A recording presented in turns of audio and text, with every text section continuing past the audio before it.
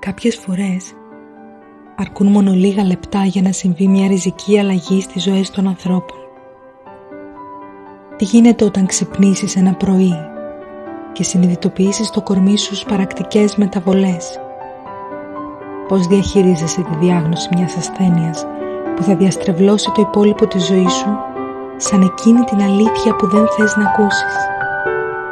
Πανικός, ματέωση, θυμός, θλίψη, μοναξιά, ίσως και όλα αυτά μαζί.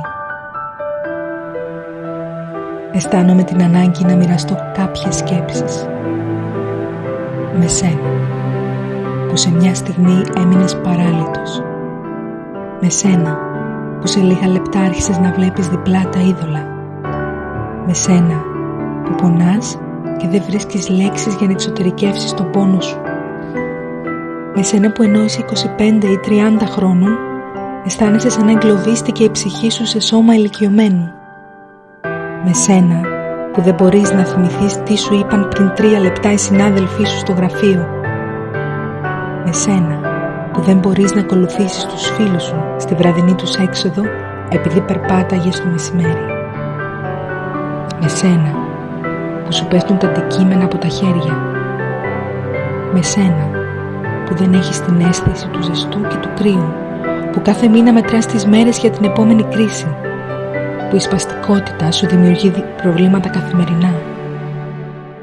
Με σένα που δεν μπορείς να διαβάσεις και να βάλεις σε σωστή σειρά τις λέξεις σου.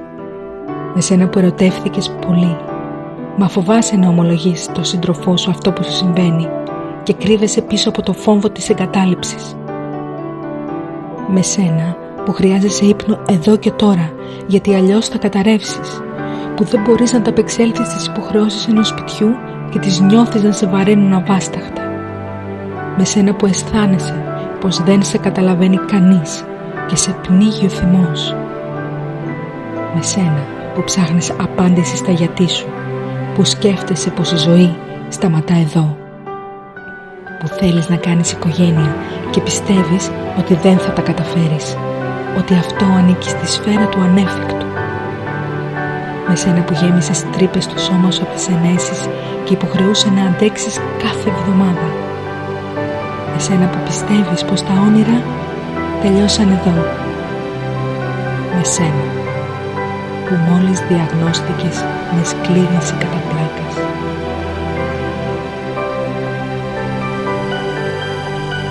Φίλε μου, σε καταλαβαίνω.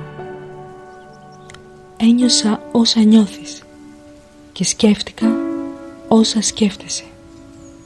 Διαγνώστηκα με σκλήρυνση το 2010 σε ηλικία 29 ετών και πιθανόν πολύ αργότερα από την άφιξή της στο σώμα μου. Τα 2 από αυτά τα 6 χρόνια τα έζησα με κινητική αναπηρία. Επί 3 χρόνια δεν κοιμόμουν εξαιτίας των καθημερινών νευραλγικών πόνων στα άνω και κάτω άκρα. Σταδιακά άρχισα να χάνω τη συγκρότηση του νου, καθώς και την άρθρωσή μου. Μέχρι και σήμερα εξακολουθώ να νιώθω πως έρνω στις πλάτες μου έναν άθρο, με αποτέλεσμα το σώμα μου να είναι διαρκώς κουρασμένο. Έχω κάνει όλες τις ενέσιμες θεραπείες που υπάρχουν και εδώ και 2,5 χρόνια λαμβάνω μηνιαία ενδοφλέβια χορήγηση ισχυρού φαρμάκου στις ανύπαρκτες πλέον φλέβες μου. Κάθε μήνα παθαίνω μικρανικές κρίσεις και μένω επί μέρες κλινήρης. Δεν αναρωτήθηκα ποτέ γιατί σε μένα. Έψαχνα ωστόσο απάντηση στο γιατί να ζω έτσι. Θύμωνα αμέτρητες φορές με ερωτήσεις όπως γιατί ξαπλώνεις, γιατί εξαφανίστηκες, είναι θανατηφόρος η νόσος, μπορείς να κάνεις παιδιά. Θύμωνα με τα βλέμματα ήκτου και λύπησης. Την καημενούλα θα μείνει ανάπηρη, κρίμα τόσο όμορφο κορίτσι να πεθάνει. Θύμωνα με τους γιατρούς όταν με θεωρούσαν ξοφλημένη. Πίστευαν πως είμαι υποχρεωμένη να το πάρω απόφαση. Θύμωνα με την εικόνα που έβλεπα στον καθρέφτη, με τα στραβωμένα χέρια και πόδια, με την ομιλία μου που τράβλιζε, με εκείνο το τηλεφώνημα που είπε ότι θα κάνω αργότερα και δεν έγινε ποτέ, γιατί το ξέχασα. Με τους πόνους που για χρόνια με κρατούσαν άυπνοι και όμηροι μέσα στο ίδιο μου το σπίτι. Με εκείνους που δεν μου παραχωρούσαν τη θέση τους όταν το είχα ανάγκη να καθίσω, γιατί η αναπηρία είναι κάτι έξω από αυτούς, κάτι που δεν τους αφορά. Θύμωνα με τη σπαστικότητα που δεν με άφηνε να αγκαλιάσω το παιδί μου. Θύμωνα γιατί ήμουν άρρωστη. Ώσπου αποφάσισα να μην θυμώνω πια. Χτύπησα το χέρι στο τραπέζι και είπα «Θέλω να ζήσω». Κόντρα στις στατιστικές πάγωσα την νόση. Έχω ήδη αναστρέψει την αναπηρία και τα βοηθήματα τα χρησιμοποιώ σε σπάνιες στιγμές. Εξάλειψα με τη βοήθεια του ψυχοθεραπευτή μου το 80% των πόνων μου και ελάττωσα τις ημιχρονικές κρίσεις στη μία φορά το μήνα.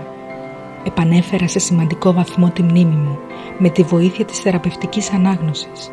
Έκανα εργοθεραπεία και μηδένισα την αστάθεια. Ανέβηκα ξανά στις ψιλοτάκουνες γόβες μου, μα κυρίως έμαθα να με ακούω και να κατανοώ τις ανάγκες μου, να σέβομαι το σώμα μου και τις αδυναμίες του, να με αγαπώ και να με αγκαλιάζω τις στιγμές που καταραίω, να απολαμβάνω στο ακέραιο τις 20 μέρες που ζω φυσιολογικά και να υπομένω με αγάπη τις άλλες 10 που θα πρέπει να παραμείνω κλινήρης, να μην με απασχολούν όσοι δεν καταλαβαίνουν, να μου επιτρέπω να νιώθω και να εξωτερικεύω, να κλαίω αν το θέλω και να αγαπώ σαν να μην υπάρχει αύριο, να παίζω με το γιο μου όσο και όπως μπορώ, χωρίς να αισθάνομαι ανεπαρκής.